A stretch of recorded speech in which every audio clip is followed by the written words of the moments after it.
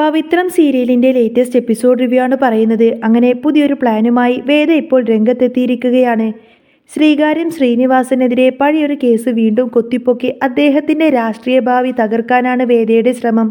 ഇതറിഞ്ഞ് ശ്രീനിവാസൻ ദേഷ്യത്തോടു കൂടി തന്നെ സുധയോട് പറയുന്നുണ്ട്, ആ വേദ ഇപ്പോൾ അതിര് കടക്കുകയാണ്. എങ്ങനെയെങ്കിലും ഞാനും വിക്രമും തമ്മിലുള്ള ബന്ധം എന്നേക്കുമായി ഇല്ലാതാക്കാനാണ് അവളുടെ ലക്ഷ്യം. അതിനായി എൻ്റെ നാശം കാണാൻ വേണ്ടിയിട്ട് അവൾ കൊതിക്കുന്നു.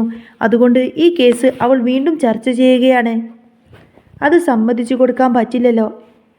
ഇത്രയും പറഞ്ഞ് ശ്രീകാര്യം ശ്രീനിവാസൻ പെട്ടെന്ന് തന്നെ വിക്രമിനെ ഫോൺ വിളിക്കുകയാണ്.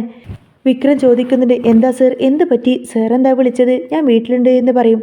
അന്നേരം ശ്രീനിവാസൻ പറയുന്നുണ്ട്, നീ എത്രയും പെട്ടെന്ന് തന്നെ ഇങ്ങോട്ടേക്ക് വരണം വിക്രം, ഒരു അത്യാവശ്യ കാര്യമുണ്ട്. ശരി സാർ എന്നും പറഞ്ഞു വിക്രം ഫോൺ വെച്ചു. അങ്ങനെ അങ്ങോട്ടേക്ക് പോവാണ്.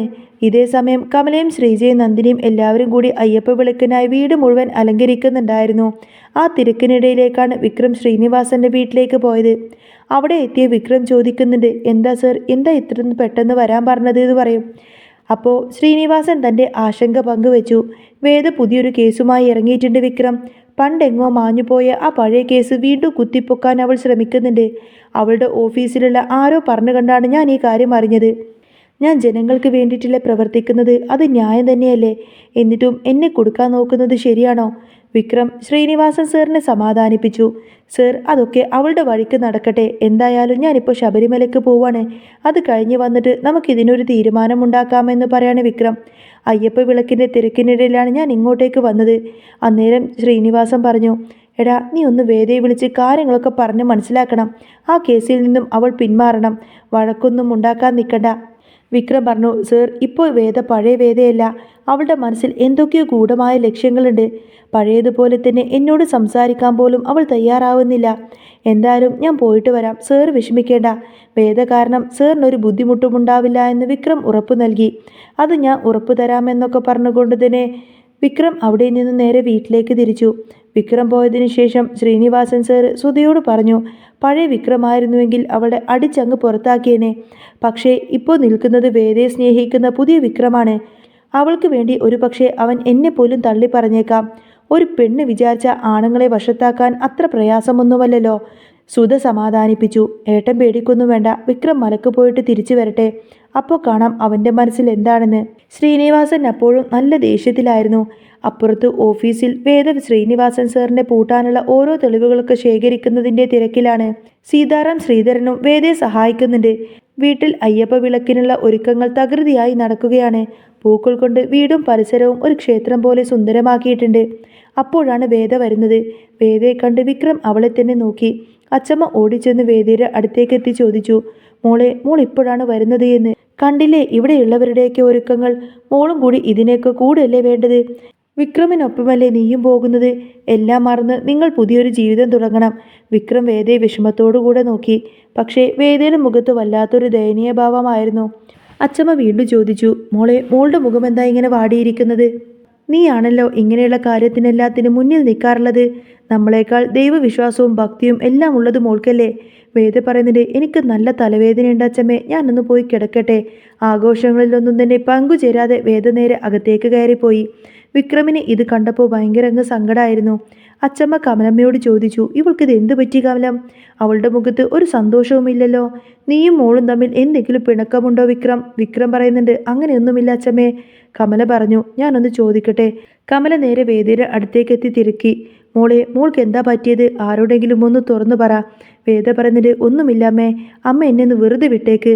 കമലമ്മ വെറുതെ വിടാനൊന്നും തയ്യാറായില്ല. പറ്റില്ല വേദ, എനിക്കത് അറിഞ്ഞേ പറ്റൂ. നീ വിക്രമിനോട് എന്തിനാ ഇങ്ങനെ ദേഷ്യം കാണിക്കുന്നത്? നിങ്ങൾ തമ്മിൽ ഇഷ്ടത്തിലല്ലേ?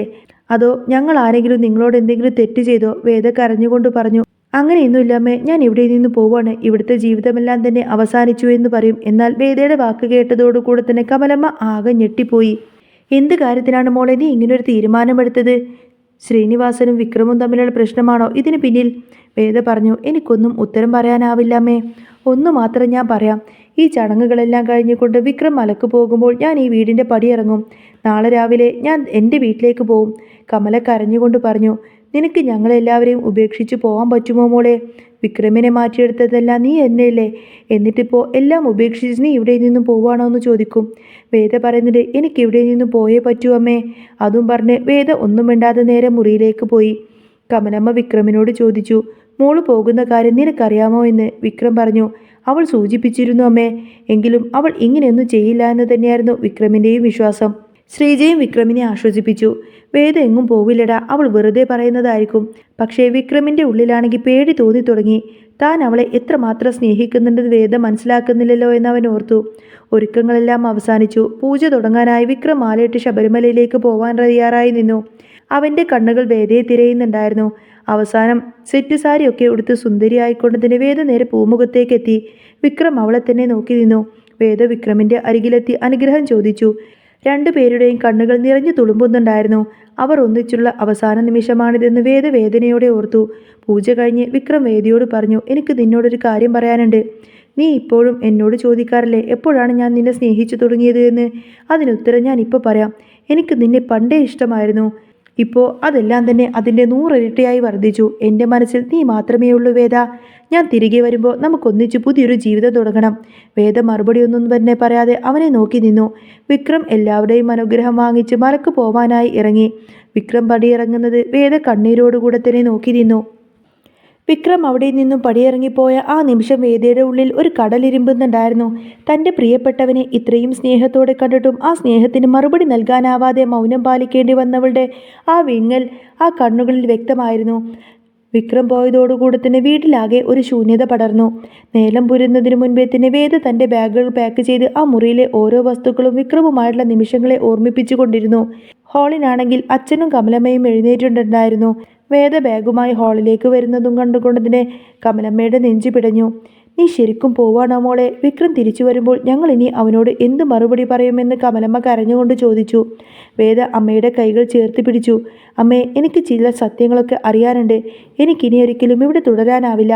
ശ്രീനിവാസൻ സാർ ചെയ്ത തെറ്റുകൾക്ക് കൂട്ടു നിൽക്കാൻ എൻ്റെ മനസാക്ഷി അനുവദിക്കുന്നില്ല. വിക്രം തിരിച്ചു വരുമ്പോൾ അവനോട് എല്ലാം തുറന്നു പറയണം. അവൻ എന്നെ മനസ്സിലാക്കുമെന്ന് എനിക്കുറപ്പുണ്ട്.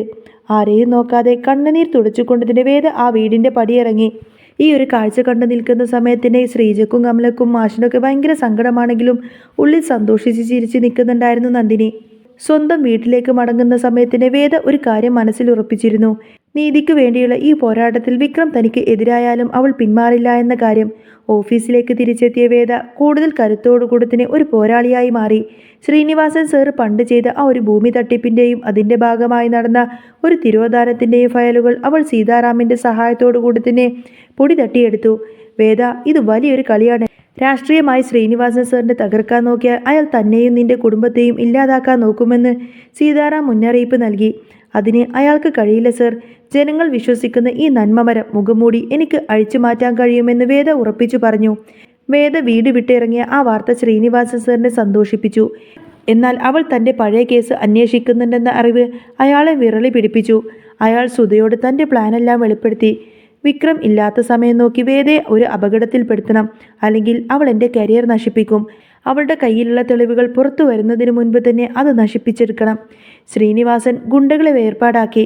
വേദയെ ഓഫീസിൽ നിന്ന് മടങ്ങുന്ന വഴിയിൽ തന്നെ തടയാനായിരുന്നു പദ്ധതി. എന്നാൽ ഇതിനിടയിൽ ശബരിമലയിൽ വെച്ച് വിക്രമിന് ഒരു ദുസ്വപ്നം പോലെ എന്തോ അപകടം സംഭവിക്കാൻ പോകുന്നു എന്നൊരു തോന്നലുണ്ടായി. അവൻ മടക്കയാത്ര നേരത്തെയാക്കാൻ തന്നെ തീരുമാനിച്ചു.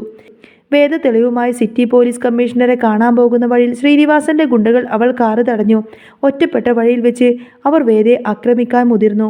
കൃത്യസമയത്തിന് അങ്ങോട്ടേക്ക് മറ്റൊരു കാറ് വന്നു നിന്നു. അതിൽ നിന്നും ഇറങ്ങി വന്നത് വിക്രമായിരുന്നു.